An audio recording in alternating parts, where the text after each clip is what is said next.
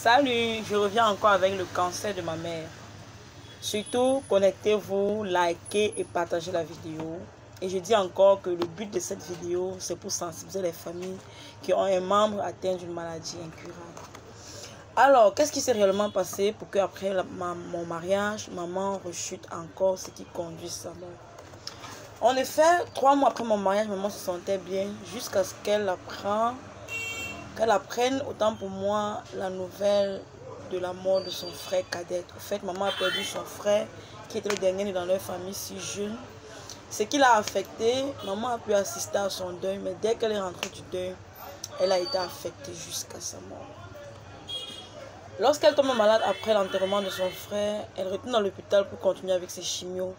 Mais il n'y a plus possibilité de faire les chimios parce que la maladie était tellement intense sur elle et elle était très faible.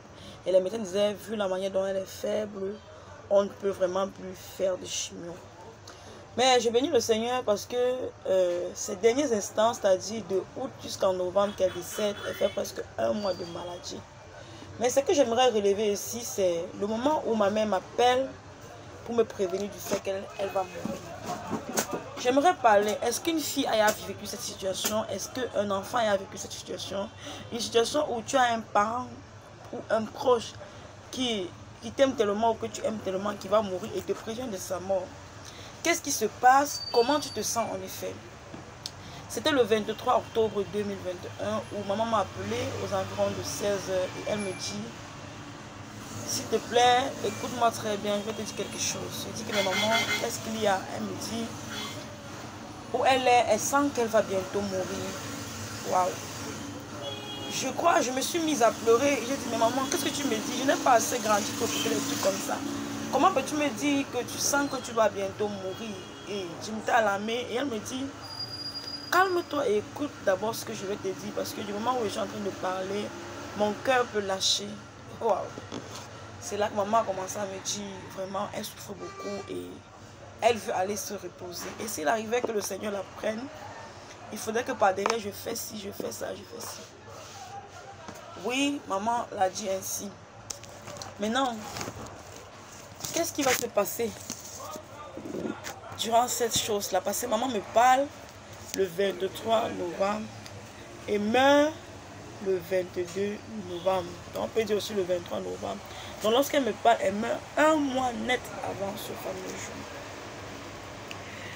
Ce temps a été un temps de témoignage, de découverte,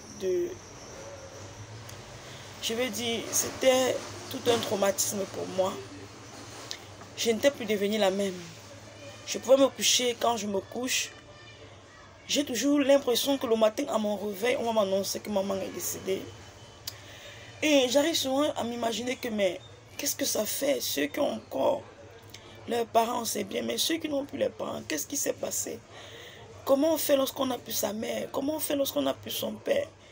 Parce qu'une chose est réelle, c'est que la vie ne nous a pas appris à vivre sans nos parents. La vie nous a tout appris, l'école a appris sa part, la société a appris sa part. Mais jamais on nous a fait un cours ou bien un exposé pour nous dire comment vivre sans son parent. Maintenant, pour les enfants qui sont vraiment attachés à leurs parents, comment est-ce qu'ils vont vivre? C'est en effet ce chagrin que j'ai vécu pendant longtemps. Je me rappelle une fois, je rentrais du boulot sur la moto, je conduisais en pleurant, au point où quelqu'un m'a demandé que mais ma chérie, pourquoi tu pleures? Je suis sautée. Je ne m'étais même pas rendu compte que je pleurais parce que tellement je voyageais dans ma pensée, je pensais à tous les événements que j'ai vécu avec maman. Et je me rendais compte que oui, maman est vraiment en train de partir. Il y a un jour où maman a eu une chute et qu'elle était à l'hôpital Yaoundé. Je me rappelle ce jour. Ma tante alors a envoyé la vidéo pour me dire que la maman est en train de partir. Et je me rappelle ce jour, ça a affecté même au niveau de mon travail parce que quand je suis montée déposer les bureaux, les documents à la direction, je pleurais tellement que même mon boss a su me demander qu'est-ce qui ne va pas. Je dis, monsieur, ma mère va mourir. Ce jour, j'étais impuissante parce que je ne savais plus quoi faire. Je comprenais la respiration de maman qui était à court, tout.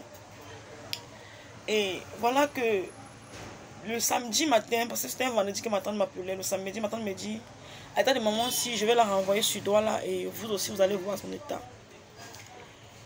Dimanche matin, ma tante m'appelle très tôt, elle me dit, le lendemain, lundi, la maman va arriver et tu vas aussi étudier son état. Et ce même dimanche, la maman m'a appelé, elle me dit, comme je viens à Douala, c'est chez toi que je vais vivre.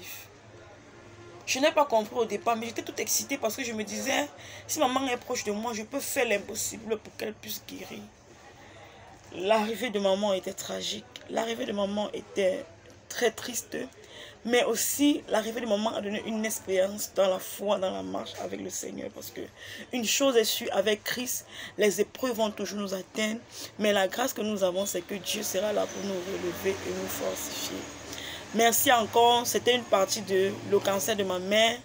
Et nous aurons un épisode le 26 mars, par la grâce de Dieu, avec la présence de mon père qui a aussi vécu une grande partie avec ma maman et qui a un témoignage vivant.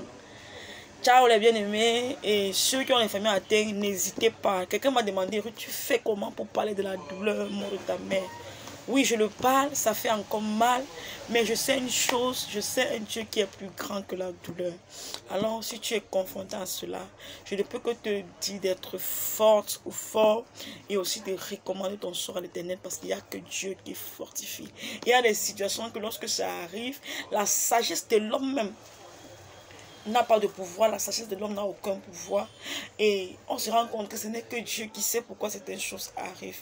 Voilà pourquoi en toute situation, dans le malheur comme dans le bonheur, je continue à rendre grâce à Dieu. Merci.